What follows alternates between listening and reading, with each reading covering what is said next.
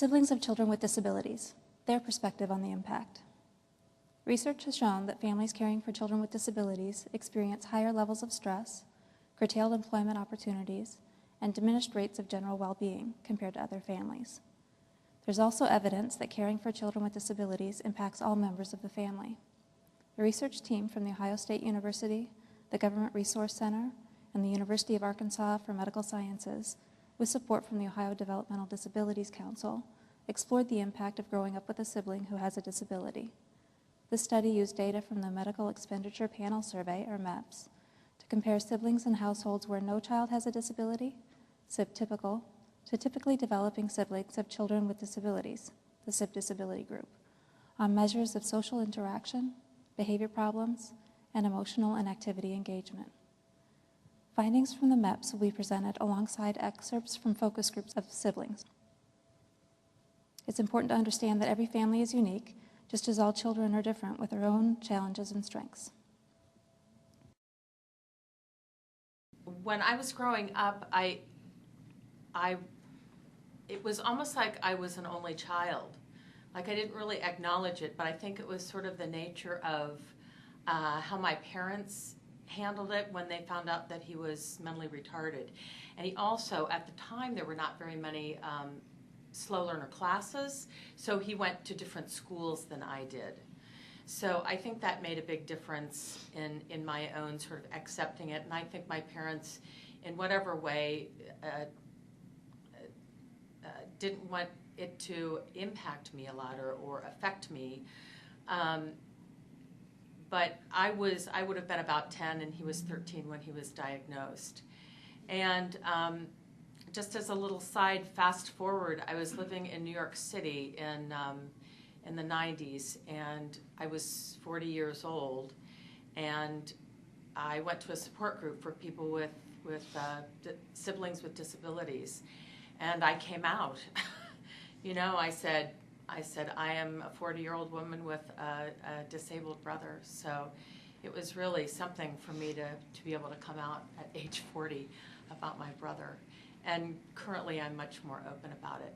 But that's sort of, he was sort of a non-issue when I was growing up. Nobody asked about him, and we didn't talk about him in the family. Because I am that way where I like try to overachieve and overcompensate for his disability, but I think that's not just because of his disability, but I think it's also part of who I am. So I don't know how much I would change. Of course, like my whole house situation would be different, but Like how? Well, we have to have people constantly there watching him so that we can, like, so my parents can work or like we can leave. And that's a lot of stress on my mom because she has to find that herself. So like there's pretty much constantly another person at my house, except like at night. It would be like we would probably be able to go places more because my brother's in a wheelchair, and we like, not that we try to keep him inside, but we it's kind of a hassle to take him places. So we always have to be thinking of, well, where are we going? Is it handicap accessible? You know, like, is it going to be easy to get out of there? You know, just those sort of things that are just so natural to me now, but they would change. According to their parents, children growing up with a sibling who has a disability, or SIB disability, have poorer health and poorer mental health, and are less likely to have a healthy life compared to children with typically developing siblings.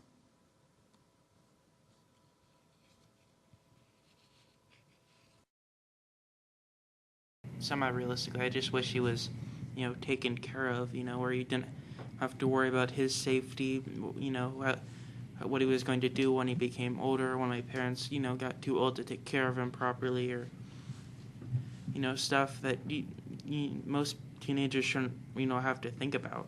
Right. Making sure that they're, brother that's only like 4 years younger than them, and have to worry about, what you're going to do with them when you get older, how you're going to help your parents get him into something, and not having to worry about that would be probably great. Yeah. My mom has spent hours upon hours on phone with insurance companies trying to get service, and they just put you on hold, and I know it really frustrates her because obviously a lot of the insurance people don't care about like her feelings and what we need. Right. So I know that's really frustrating. Yeah. I think it's also frustrating to realize that there are people who have the option of putting it on hold, like who have the option of not worrying about it when you know that your parents and you, well, it's not an option. Like, you have to worry about it. You have to push for this issue, and you can't put it on hold. You can't, like, tell them, oh, give me a week, we'll figure this out later. Like, Right. it's kind of hard to realize some people have that option, and you never will. And there's that moment when you keep asking yourself the what if questions, and you start comparing your life with like your friend's life and their siblings, and you just wish like that, and like you wish you were just stress free. But I mean, you're not, like, it's not like it usually bothers me, but sometimes there's those times where you just wish that you didn't have to deal with it. The hardest thing for me was, since I'm the youngest, I often felt like the forgotten child. And so because Chase required a lot of attention from my parents and in school, and so I started to kind of like throw myself into doing like things to get noticed, but not bad things, because bad things didn't make my parents flinch because they're used to my brother. Couldn't compete on that level. I was not a rebellious child. Instead, I did like the opposite. So Chase was really into doing community service. He liked working with like other kids with disabilities, and he liked working with elderly people because he had a really hard time making friends with his peers. So I kind of followed him into those fields, and we both were really into like doing community service together. And then Chase had terrible grades, and I graduated with like 4.0. Like Chase went to college and got almost a full ride, and so I was like, I can do better than that. So I did go to college and got a full ride, and but now like I can see like where, you know, he was pushing me to be like my best because he was always the struggle, and I wanted to be noticed, that I ended up like, I have so far surpassed my brother, and I'm, you know, almost 4 years younger than him, that it's almost like it kind of like hurts now because you want them to succeed. And so growing up, it was being forgotten, and now like I don't even care, and I kind of wish that like I didn't have that experience, because I feel like I was taking attention away from Chase when he could have used it.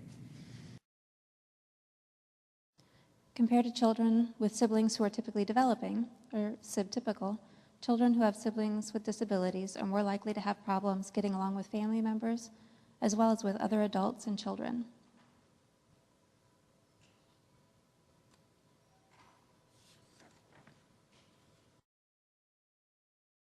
Well, they're not really my friends. When some people will actually, like, people I don't even know but know my brother actually come up to me and say that they don't like my brother because he's weird. And I'm like, does it look like I care about your opinion, really? My brother's You don't a great even know person. them? I know. Like, I mean, I know them because they're, like, in my brother's grade, and they just walk up to me, and I'm like, I don't, it's mean and it's hurtful, and you're just being a bully, so. What do you do? Well, usually I just kind of try to shake it off, because I know that they're just being mean, and they don't really understand. So, I mean, I don't even try to explain it anymore, because it doesn't make much of a difference anymore, so Right. I just kind of brush it off and, like, whatever. I try not to, like, egg them on or anything.